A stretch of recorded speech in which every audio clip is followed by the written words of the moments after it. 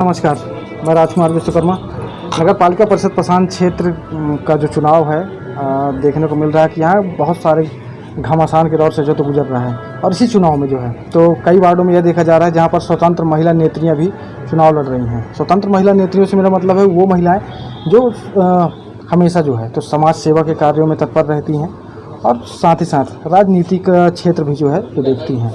तो राजनीतिक क्षेत्र के साथ साथ आज का जो चुनावी घमासान, इस चुनावी घमासान के मैदान में सूर्या सरोज लोधी जी जो है तो आज कांग्रेस पार्टी से चुनाव लड़ रही हैं इस पसान क्षेत्र में।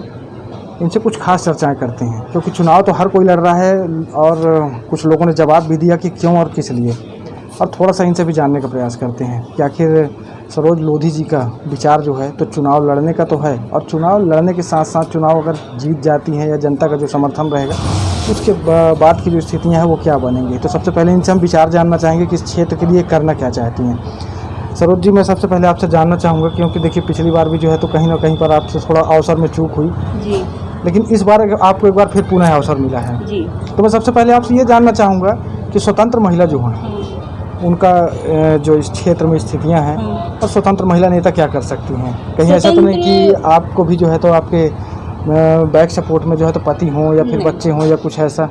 मैं स्वतंत्र हूँ। मैं जो भी काम करूँगी स्वयं अपने स्वविवेक से करूँगी, ना कि पति के सहारे, ना बेटे के सहारे, ना किसी पीछे वाले के सहारे।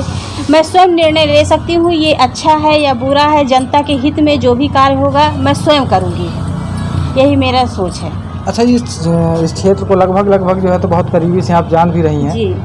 और आज की जो स्थितियां हैं और आज से 10 साल पहले की स्थितियां जो है तो कुछ और थी जी। तो इसके बारे में आपने कभी कल्पना की है कि अब जिस स्थिति पर हम हैं और जो जिस स्थिति पर आज पसान क्षेत्र है तो कहाँ पर हम पहुँच गए हैं?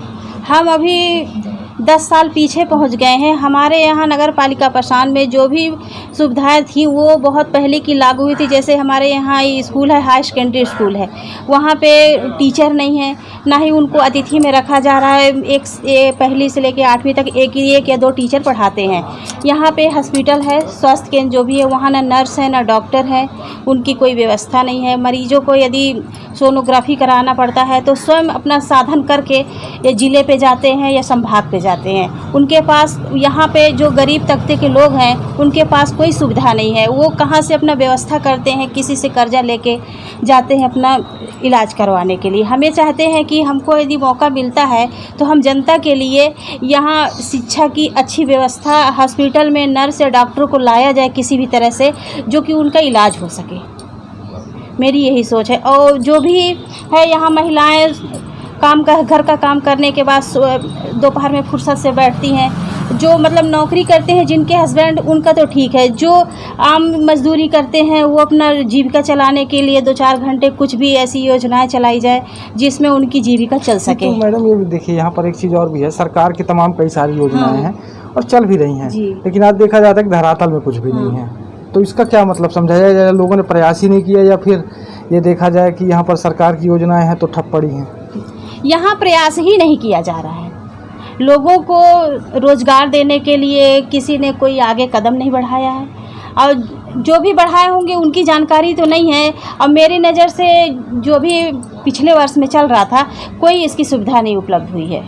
हम लोगों में जो भी विकास का काम करना सोचा है, यहाँ तक कि नगर पालिका की जो भी योजनाएं हैं आम जनता को उनके जानकारी तक नहीं है कि कौन सी इनकी सुविधाएं आती हैं पालिका से, उसका कोई लाभ नहीं मिल पाता। तो आपकी तरफ से क्या पहल रहेगी अगर आपको पब्लिक जो है तो मौका दे दे तब आप फिर किस तरह का जो है तो यहाँ पर प्रदर्शन चालू करेंगे? क्योंकि अभी तक लगभग जो है तो अध्यक्षों की भरमार रही है, देखा गया कि कोई आया कोई गया। फिर तो एक नई शुरुआत जो है तो कैसी होगी आपकी? मैं नई शुरुआत स्वच्छ करूँगी। कि जो भी बेरोजगार लड़के घूमते हैं, युवा यहाँ वहाँ जाके मजदूरी करते हैं, अपने क्षेत्र में रह के कोई ऐसा रोजगार कर सके कि उनकी जीविका चल सके, उनका घर परिवार चल सके। अपना परिवार छोड़ के दूसरे शहर में कमाने जाते हैं, मजदूरी करते हैं, घर में उनकी परिस्थितियाँ बहुत बुरी हैं कि उनको 2 टाइम की रोटी दाल भी नसीब नहीं होती है।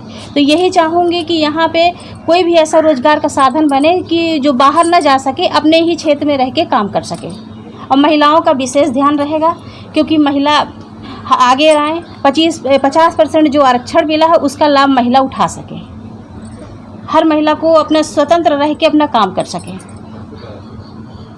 और कुछ क्षेत्र की जनता के लिए, क्योंकि इस बार कहीं ना कहीं पर उम्मीद जनता ने यह भी लगा रखा है, खासतौर पर कांग्रेस पार्टी ने, जी कि अगर कांग्रेस की लगभग अच्छी खासी सीटें आती हैं तो जी। फिर उनमें से अध्यक्ष पद के दावेदार भी जो है तो आप शायद सुनने को मिल रहा है कि आप हैं। मौका मिलेगा तो मैं ज़रूर बनूंगी अध्यक्ष, और जो भी हमारे कांग्रेस के जितने भी हैं सबकी सहमति से जो निर्णय होगा वो मेरे लिए मान्य है।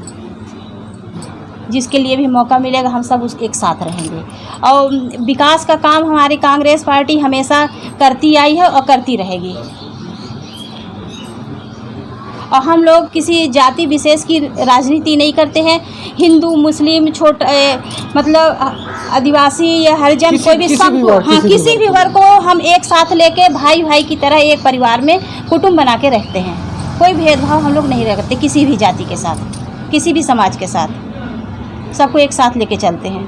तो मैं एक चीज़ और जानना चाहूँगा, देखिए यहाँ पर सवाल अब परिषद का आ जाएगा अगर चुनाव होता है, क्योंकि 20 तारीख को जो इसके रिजल्ट आएंगे, 13 तारीख को वोटिंग है जी। तो उसके बाद जो एक रिजल्ट आएगा उस रिजल्ट के आधार पर अगर देखा जाए हाँ। कि परिषद में जब बैठने की बात आती है जी।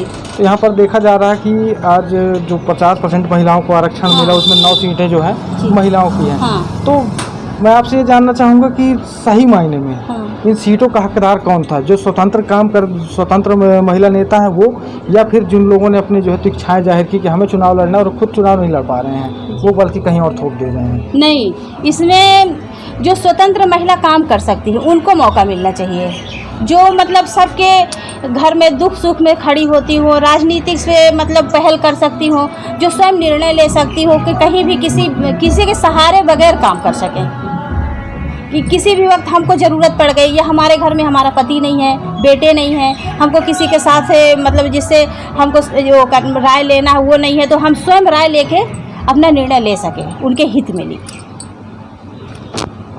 चलिए बहुत अच्छा है, और इसके साथ जो है तो मैं विराम देना चाहूँगा और अगली कड़ी में, क्योंकि अभी इसके बाद जो चुनाव के रिजल्ट आएंगे उसके बाद हमें जो है तो हो सकता है कि जो भी जीतेगा उनके पास फिर जाना पड़ेगा जी। और रही बात यहाँ पर चुनावी स्थितियों की, चुनावी समीकरण की, तो चुनावी समीकरण का ऐसा है कि धीरे करके जो स्थितियाँ बनती जा रही हैं तो कहीं ना कहीं पर बागडोर किसी न किसी के हाथ में तो जाएंगी ही, क्योंकि परिषद पसांद का चुनाव है। और कहा जाए आज की स्थिति में या कल की स्थितियों में भी तो नगर पालिका परिषद पसांद क्षेत्र में आज यह देखा जा रहा है कि कमियाँ भरपूर हैं और सुविधाओं की लगता है कि यहाँ पर आवश्यकता है ही नहीं लोगों को, क्योंकि जिस तरह की यहाँ पर कमियाँ हैं और उन कमियों को देख करके यहाँ पर या तो जनप्रतिनिधि बदलने की आवश्यकता है या फिर नए लोगों को लाने की।